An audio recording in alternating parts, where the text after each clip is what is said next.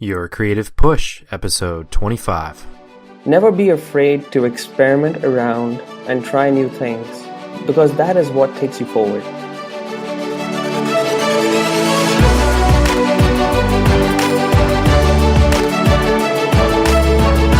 Welcome to Your Creative Push, the podcast that pushes you to pursue your creative passions. I'm your host, Youngman Brown, and my guest today is Baber Afzal.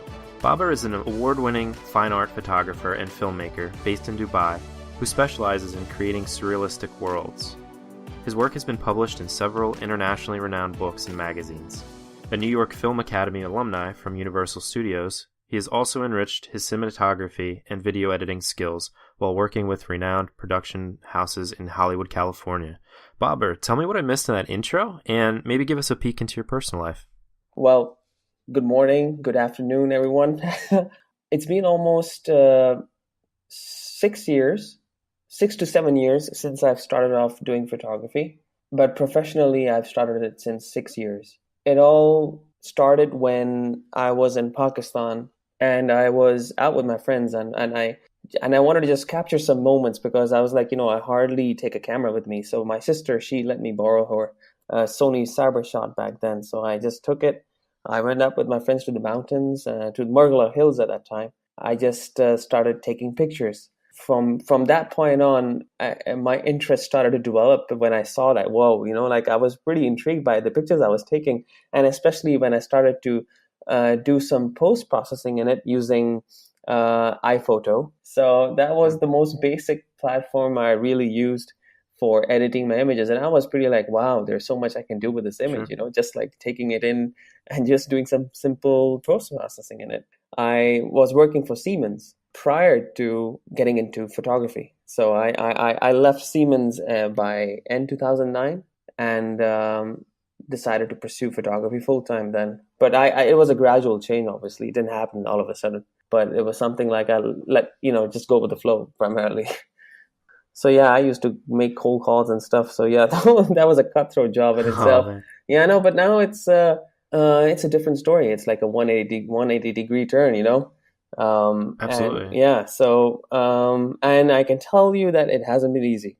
That's for sure. It's still a struggle despite all that. Even though it's been 6 years, it's still not easy as an artist. It has its own pros and cons. I can say that way, Going along with that, what are some of the things you mentioned that do make it tough, like especially here in year 6? Like, what are some daily struggles that you go through? The struggle that I mainly go through is, as I said before, that being in Dubai, the industry itself is really small in comparison to LA or to California, you could say, to the US, right? But it's unfortunately because of that small market that there are not a lot of opportunities, especially for since I do a lot of, let's say, architectural photography, right, for clients. And unfortunately, I don't get as many projects or in this domain because the industry is small itself in comparison, even though there's so many skyscrapers and so many buildings out here. But it's not, architectural photography is not a very renowned or like a really demanding field in this part of the world compared to US. So it is a struggle in itself. But that's the thing. It's like I have to always educate my clients. Like when I go meet my clients, 90% of the time, I'm literally educating them. Like what is that I do for a living? And and what's like, how do I structure my pricing and everything? It's like a field in itself. And unfortunately, that's the truth, especially out here. They don't value images as much as the way the West would value it, So that's the other downside of it. That's what I have experienced so far in this region.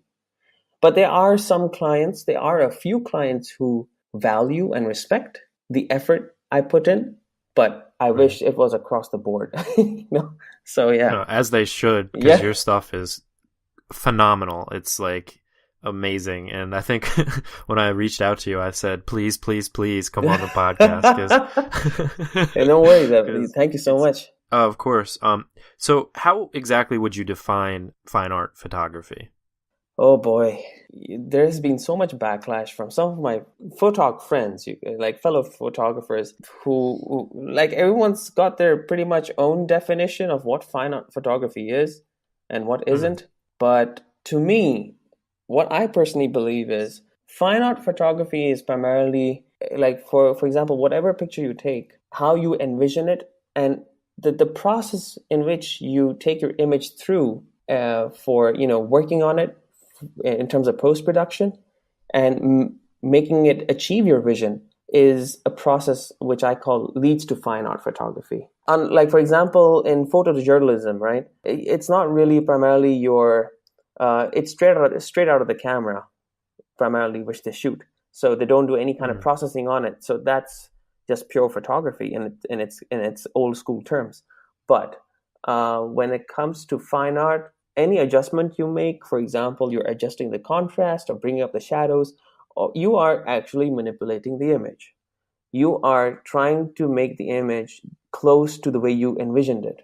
So that in itself, brings it under the category of fine art photography. So that's how I see it. That's cool. And I've actually watched a few of your videos. You have online courses and tutorials where you actually show people the process, not only how you do it, but how they can do it as well. Could you talk a little bit about those courses? Yeah, sure. So it's been almost like 6 months for me to start it. So it's relatively new, and it's still growing gradually.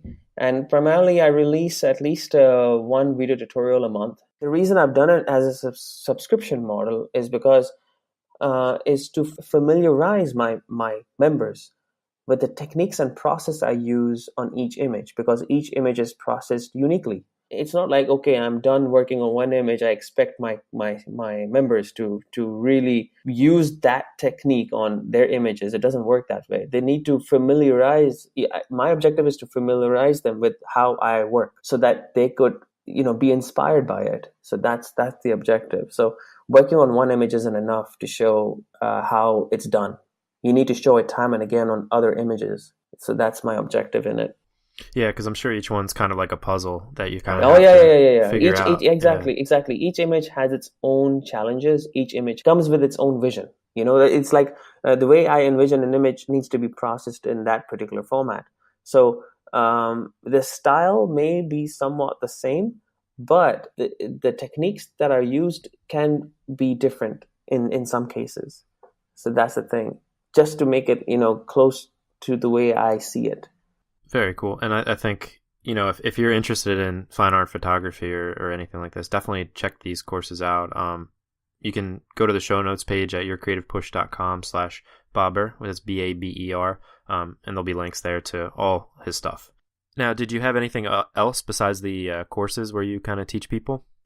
So yeah, I've also started giving workshops starting this year, and so far the response has been great. I just did my first workshop last month, and it's been great so far. And right now, I'm planning to conduct another one in the end of Feb. Right now, tentatively, the dates which I said is on the 27th of February, but it's primarily going to be on teaching the basics of Photoshop for beginners and for intermediates, and also teaching some nifty tips and tricks of how to enhance your images, whether it be in portraits or landscapes, just to get people up to speed, and primarily with the objective of not like I've noticed that many people are afraid of Photoshop, because they go like, oh my God, it's so complicated. Yeah. But Yeah. that's the objective of this workshop, is to get rid of that fear, because I used to have that fear in me when I started, before even I started Photoshop.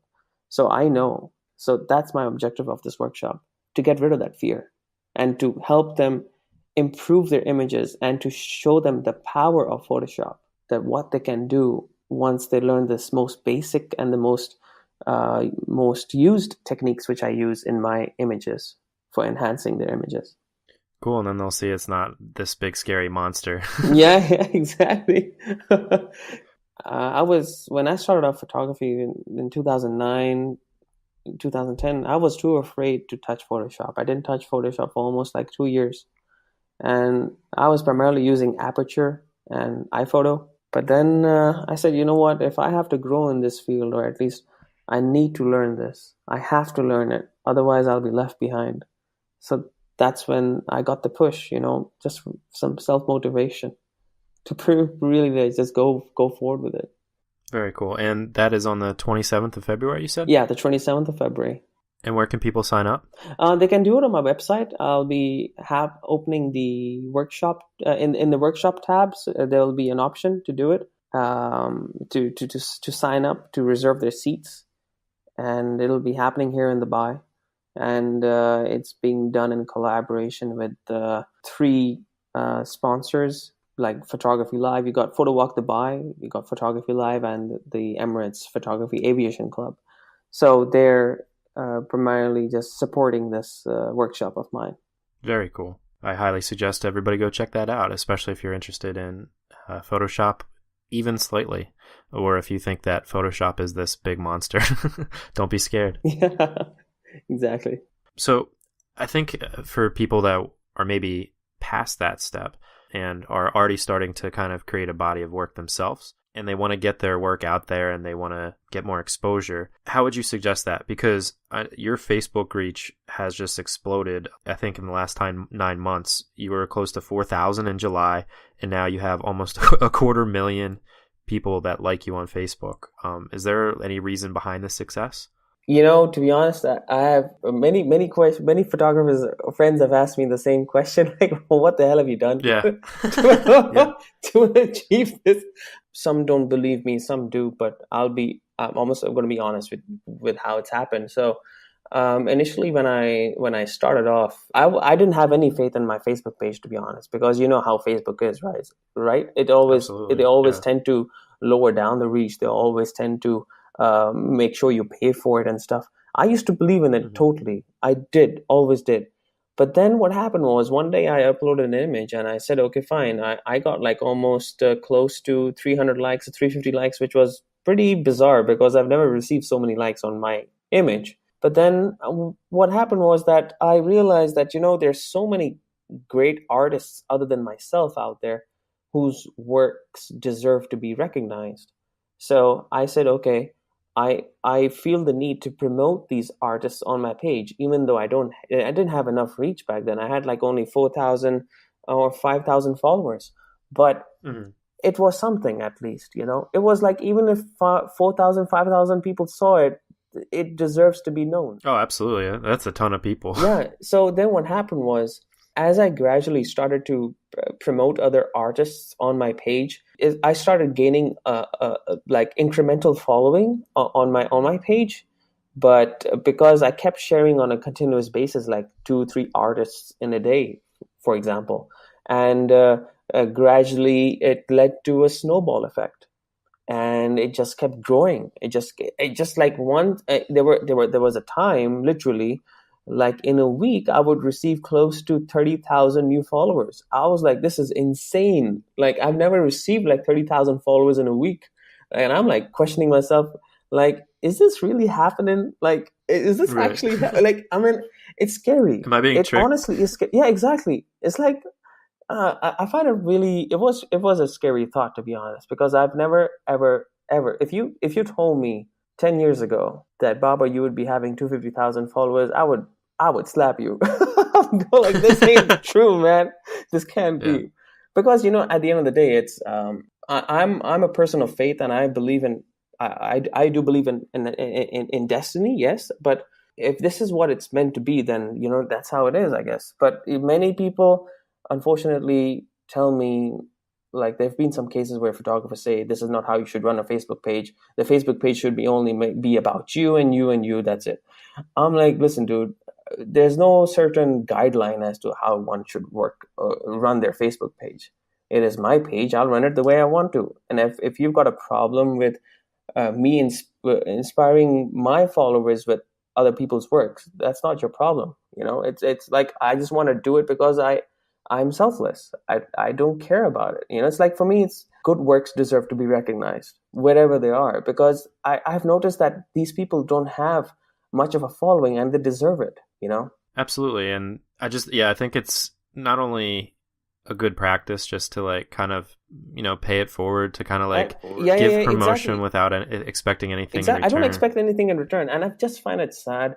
I just find it really sad that most photographers, and I have to admit, are selfish, are just selfish. Hmm. But all you see is about themselves. They only share about themselves. They only share about their work. They only share about what they're doing, and that's it. End of story. They don't want to promote anyone else because I don't know, out of fear, out of competition. I don't know what's hindering them, but I just find it really sad that majority of the artists would not promote. And I think it's maybe that's the reason why my Facebook has gained such a reach because I kind of did the opposite. Instead of just talking about myself, I started promoting other people on my page. So that could be the main factor. Yeah. And Baber, I think what people call it's the abundance model. Like I don't know if it's necessarily that they're selfish, other photographers and other artists and, basically anybody that has anything to promote, they see the world and especially the social media world as like a world of scarcity, where if they promote somebody else, it kind of takes away from them. And I love that you are of the abundance model where it's like there's enough for everybody. Like, why can't everybody like multiple people? And here, Exactly. I can procure and kind of pull together all different people that inspire me, and hopefully they inspire you too. That's Hmm. kind of the idea of this podcast too. So I really appreciate that model, and I think that's great advice for everybody else. Thank you. No, I always love to push people, inspire people, not only through my works, but also through other artists' works. I think that's one factor that's I believe that separates me from others. If I see some great work, some awesome work, I'll promote it. Because to be honest, I mean, the thing is, I spend a lot of time, for example, on working on my images. I spend sometimes 4 days to 5 days, depends, because I have to always constantly go back to my image, seeing whether I'm happy with it or not, if there's anything missing or not. So, because, you have to see with fresh eyes. During that time, I'm like, since I'm not really promoting myself, I don't have much work to promote. So I just end up looking at other artists' feed which deserve to be promoted. It's like if God has blessed you with such an abundance, with such a resource, why not just use it to other people's advantage? It's not like I'm losing anything. It's not like they're going to take away my competition. It's just Right. that I have enough confidence in myself to share other people's work. Sure. And the other the other good point that you just brought up is, if you happen to be like in the middle of working on something else and you're not, available to be putting something out there, well, your Facebook page or, whatever you promote stuff on or wherever people like to find stuff about you, it's pretty boring Yeah, because yeah. you're not posting anything. It's just like a dead zone. So it's nice to keep it fresh and also to be able to open up the discussion. The other thing, yeah, I wanted to point out is the Facebook page is designed in a manner that if you don't post anything for, let's say, a week and a half or two, your reach will die. It will Mhm. eventually start to fade because I think the algorithm is such that it's like you have to constantly keep feeding it. You have to constantly keeping it active. It's like a pet. Exactly. That's the same. It's like a living organism, if you ask me. Yeah, yeah, it really is though. It's just strange. I know. So that's what I believe because I've noticed like people say, "Oh, I haven't gained enough reach." I'm like, "Yeah, well, look how active you are on it in the first place. You haven't done anything. Like if Sure. you keep it active on a daily basis, it will grow. You just have to be consistent and persistent. That's the thing. There have been times I had to schedule my posts when I'm out of town, for example. Mhm. So it helps, you have to do it because it's something that it's something I'm blessed with. So I just feel, the need for other people to use it. Why not? So just to get the word out. Such good advice, man. I really appreciate that. For somebody, especially somebody who's just starting out, yeah, definitely promote other people too. Promote who inspires you, and maybe those people help inspire other people. Yeah. Hmm. Speaking of like inspiration, who is your inspiration? Like your greatest one? I have a huge list of people. I swear to God, I have a huge It's good. list. Oh man, I don't know where to begin.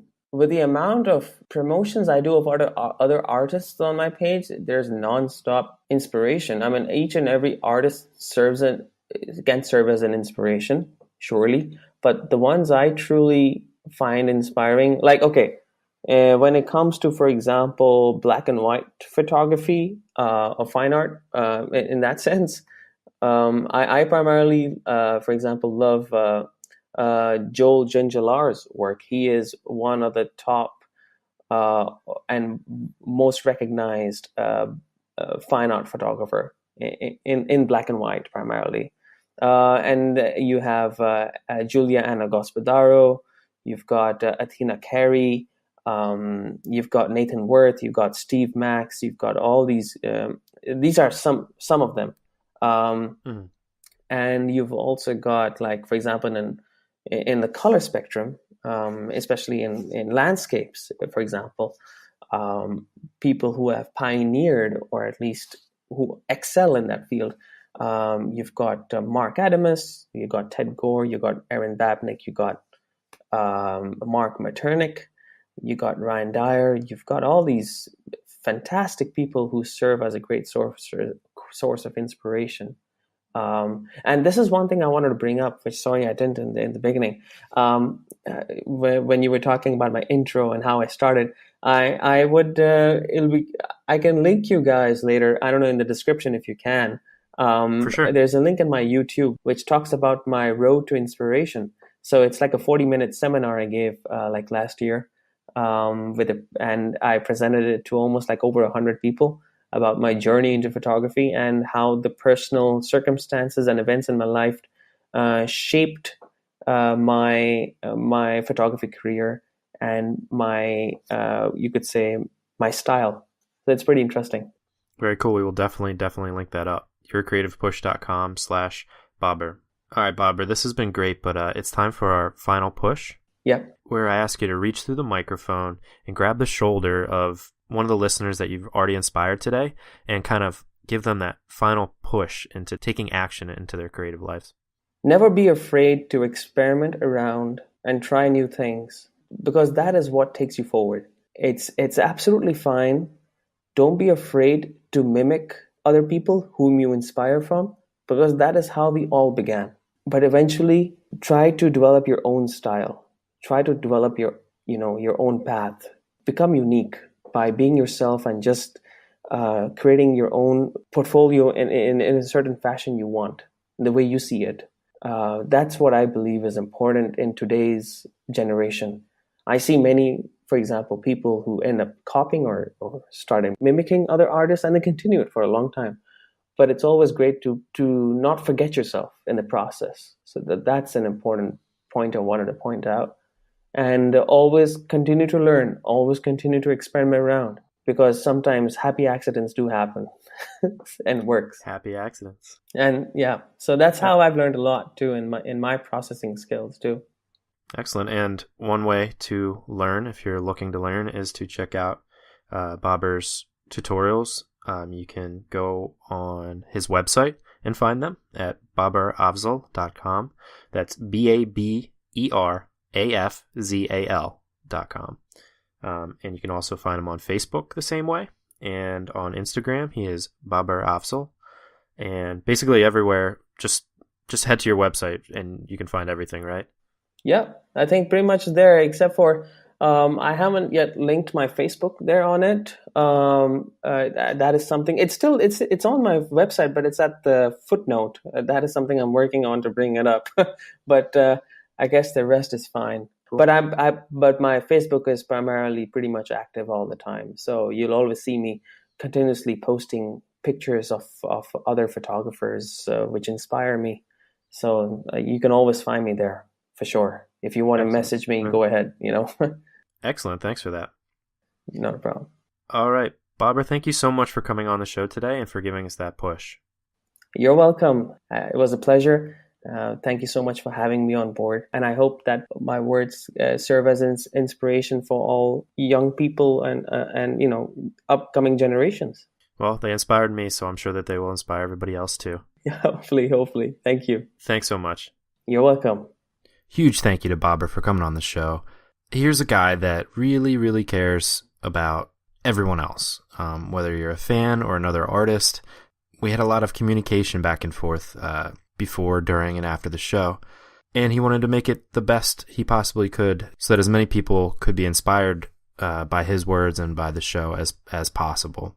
And I really appreciate that, that's what the show's all about. It's about bringing people together and finding the way that works best for you to get your work done. And what's really funny is he was asking how I found him, and I told him that the way that I found him was when Yuko Shimizu was on the show, and I liked her Facebook page. The actual act of clicking like made a whole bunch of other artists pop up, and he was one of the people that popped up there. So it was a relatively new discovery for me, but it made us both stop and think about what we actually talked about in the episode, how Facebook kind of promotes people who are sharing stuff. And that right there was just, proof in action of how it actually happened firsthand with me, liking somebody else's and finding him, probably as a result of him being so generous in sharing such other great artists.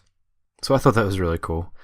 But either way, it can't hurt to be abundant. It can't hurt to be very generous in, what you decide to put on your own Facebook page. Because let's face it, if you want to start sharing your artwork and you start to get a following, that following is probably going to be more engaged if you are, actively sharing what inspires you as an artist. It's not just about what you create, it's about where that creation kind of came from.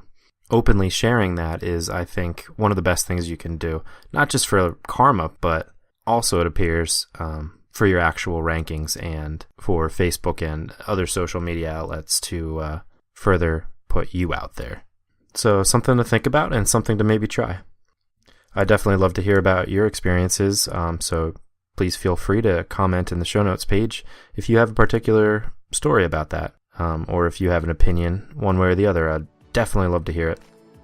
Just time for a couple iTunes shoutouts. I'd like to thank Scott Allen Turner for his 5-star review on iTunes. He said the interview with Angela Treatline was a real treat. I see what you did there, Scott. Each show and guest brings the goods to help you move forward. Joel Bogus said, we all need inspiring stories, fresh ideas, relevant information, and steps to action. Way to make this show happen, young men. Thorn P. from the United Kingdom said, wow, love this show. Found this show through the Richard Gaston interview and have been hooked ever since. A great mix of interesting guests who bring such a powerful and inspiring message. I come away from each show feeling pumped, looking forward to hearing more. So thank you guys for those 5-star reviews. I really appreciate it, and if you have not left us a review yet but would like to support the show, that's the best way you can do it. So just leave us a 5-star review and I will give you a shout out on the actual show because I love you. On tomorrow's show we have artist Gwen Siemel. I think it's important though to take that time to just stare at it and love it. I think it's so important to have those moments of self-love and to recognize them as moments of self-love and really stew in them, because you stew in the self-doubt, so you might as well stew in the self-love of it too. Gwen is a very talented portraitist who believes in not copywriting her work, so we had a great discussion about art, creativity, and also that idea of not stamping a copyright onto your art and really wanting to share it and allow it to be remixed and all that good stuff, what that can do for you as an artist and for your work. But that is for tomorrow, so hopefully we were able to inspire you today to go and get your work done. So go and get it done. Thanks so much for listening and subscribing, and we'll see you tomorrow if you need that push again. Have a great day.